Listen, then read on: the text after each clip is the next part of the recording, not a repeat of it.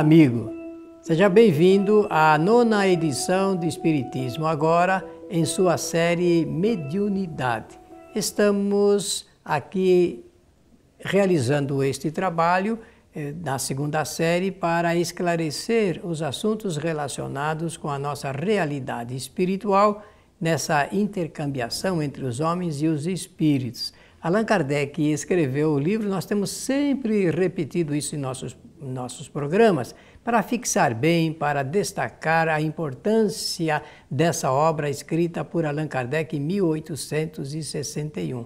Logo depois que Allan Kardec escreveu e publicou o livro dos Espíritos, então surge o livro dos Médiuns como consequência natural daquela parte científica do Espiritismo no relacionamento com a mediunidade. Allan Kardec percebeu a importância desse assunto e, retirando então do livro dos Espíritos aquela parte substancial em que ele fala da influência e influenciação dos espíritos em nossa vida, ele vai desenvolver então estudos a respeito da mediunidade, porque a faculdade chamada mediunidade é, digamos, a responsável por essa possibilidade da influência dos espíritos em nossa vida. Só influem porque o homem ele realmente detém uma condição, um recurso, um equipamento, uma faculdade que permite essa influenciação. Então, repetindo, o homem só é influenciado por espíritos e também pode influenciar os espíritos através desse recurso chamado mediunidade. Eu fiz a lembrança em nosso programa anterior da pergunta 459 do Livro dos Espíritos. Está lembrado? Então é exatamente para começarmos a entender de onde Allan Kardec retira essa parte de equipamento de influenciação, que é a faculdade que possibilita ao ser humano, então, se intercambiar os seus pensamentos com os espíritos. Nós estamos, então, dando sequência ao programa anterior da influência dos espíritos em nossa vida. E isso é importante para quem gosta de estudar e de entender como é que funciona a relação dos homens com os espíritos. E paramos lá numa parte, e você pode examinar isso na tela, de que a humanidade do nosso planeta ela é constituída de homens e de espíritos, e que a influência dos seres vivos na vida humana se dá exatamente porque existe esse recurso de influenciação. O nosso planeta, então, eu falava no programa anterior sobre o número de seres que aqui habitam, seres que estão encarnados, nesse processo fantástico de retorno à vida corporal, conforme Allan Kardec escreveu no Livro dos Espíritos, se dá em número suficiente para desenvolver essa rede que nós precisamos do ponto de vista social. A gente precisa entender por que a Terra detém um grande número de espíritos que estão habitando o planeta. Alguns acham que o número é muito grande, outros acham que é suficiente e outros acham que ainda é insuficiente. Cada planeta tem um número de habitantes, número de espíritos reencarnados, suficientemente para dar condições dos espíritos fazerem essas experiências reencarnatórias. Então a Terra é um mundo importante dentro de todo o contexto dos mundos habitados, exatamente porque nela, na Terra, residem espíritos em processo de provas e de expiações. Provas é realmente um teste que o espírito escolhe para medir o grau do seu adiantamento espiritual, e das expiações que são efeitos, são consequências, conforme nós entendemos na literatura espírita, provenientes de causas anteriores que o espírito realizou, o espírito causou a si próprio. Então, esses efeitos fazem com que o espírito possa realmente fazer novas reflexões através dos equívocos, dos desvios, dos erros, e então aprender cada vez mais. Eticamente é assim que funciona essa análise que o espírito realiza no processo da sua evolução. Então o planeta Terra ele é destinado a esse tipo de situação dos espíritos. É um planeta que dentro do quadro social entre os mundos está favorecendo a oportunidade para que muitos espíritos possam aprender.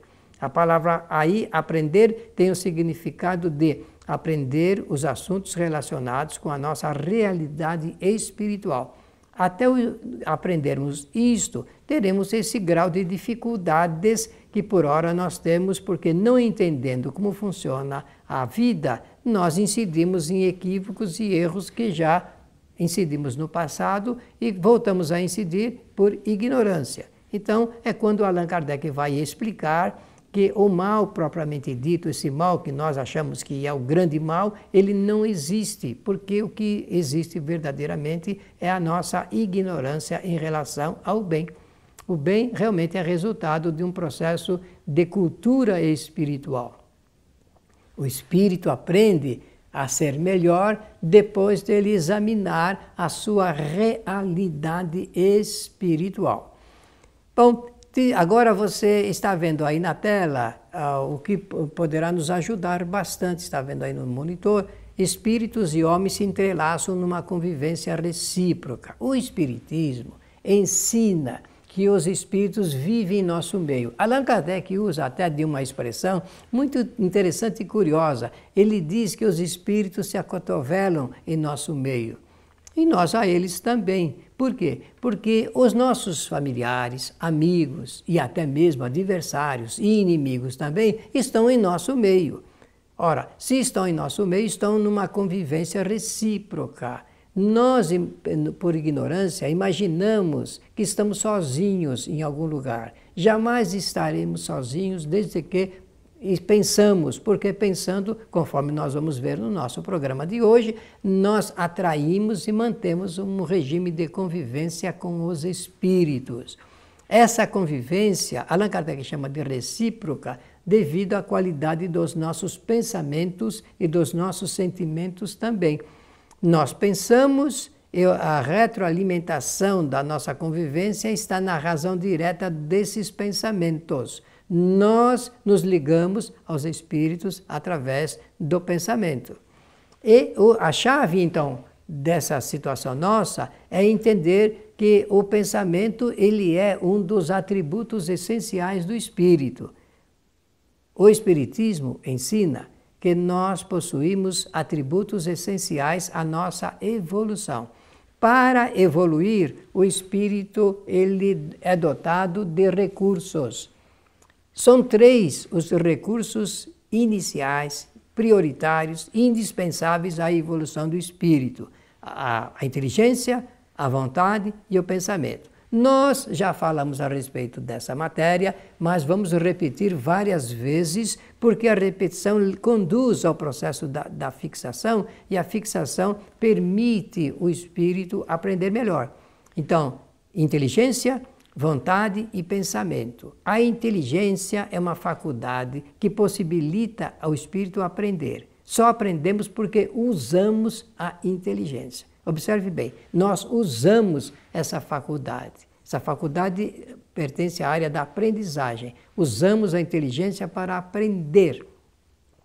A vontade é uma faculdade, é um recurso, é uma ferramenta de trabalho para o espírito determinar aquilo que deseja. A vontade é volição, é determinação. É pela vontade que o espírito estabelece o que ele quer e o que não quer. Então, ela é determinadora daquilo que a inteligência produz no processo da aprendizagem. E o pensamento, ele é realizador.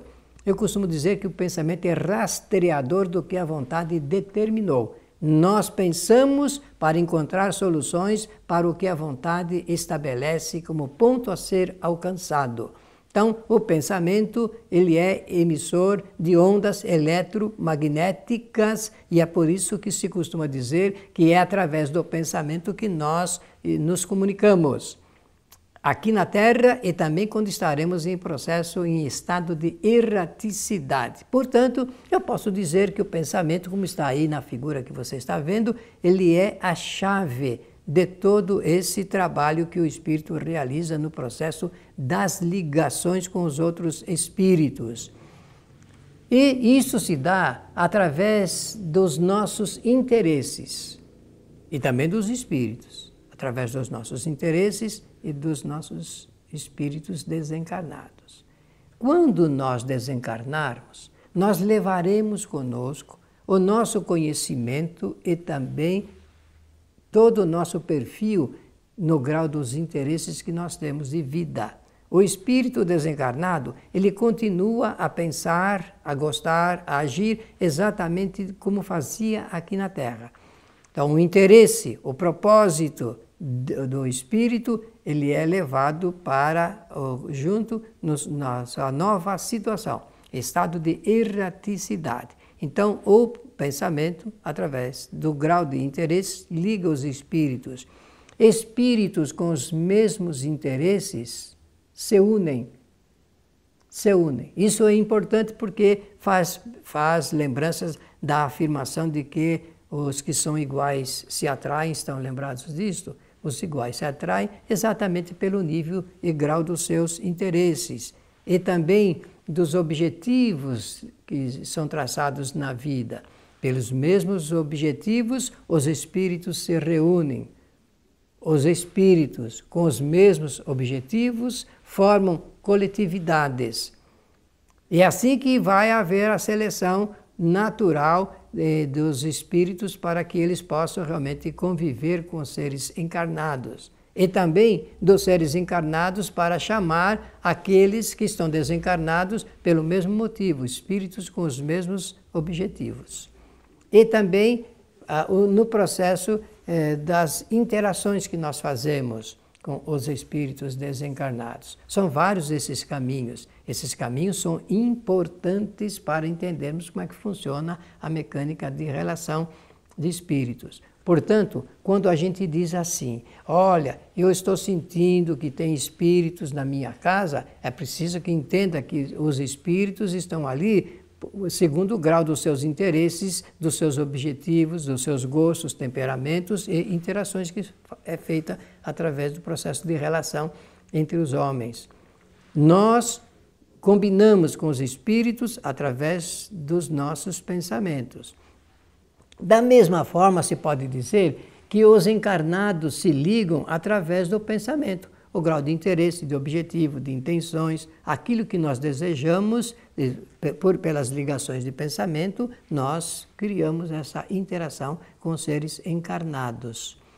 Se nós entendermos isso com particular cuidado, nós vamos percebendo como é que nós devemos modificar ou não os nossos pensamentos para atrair ou não os espíritos que nós desejamos. Nós atraímos os espíritos através da emissão dos nossos pensamentos. A emissão dos nossos pensamentos. Pensando, nós emitimos essas ondas e essas ondas se ligam, conectam com o pensamento de outros seres, tanto encarnados quanto desencarnados, que vivem e convivem aqui em nosso planeta, e é por isso que nós mostramos aqui o planeta Terra como palco de todas as nossas atividades. Quando a gente vê a figura da Terra, precisa entender que nós não vivemos dentro dela, vivemos na superfície do nosso planeta. E dizer também aqui para os nossos amigos que nos ouvem e assistem com paciência, de que o cérebro não pensa, não é o cérebro que pensa. O cérebro realmente é o nosso equipamento material para a nossa ação. Isto é, o espírito age sobre o corpo, no corpo está o cérebro, e o cérebro, então, é apenas o mecanismo pelo qual se manifesta, são realizados os nossos projetos de existência. Porque é o espírito que possui essas faculdades, é o espírito que pensa. O cérebro não pensa. Quem pensa é o ser que por ele age. Para a ciência materialista, não há condições ainda de entender essa situação que realmente ela é muito importante.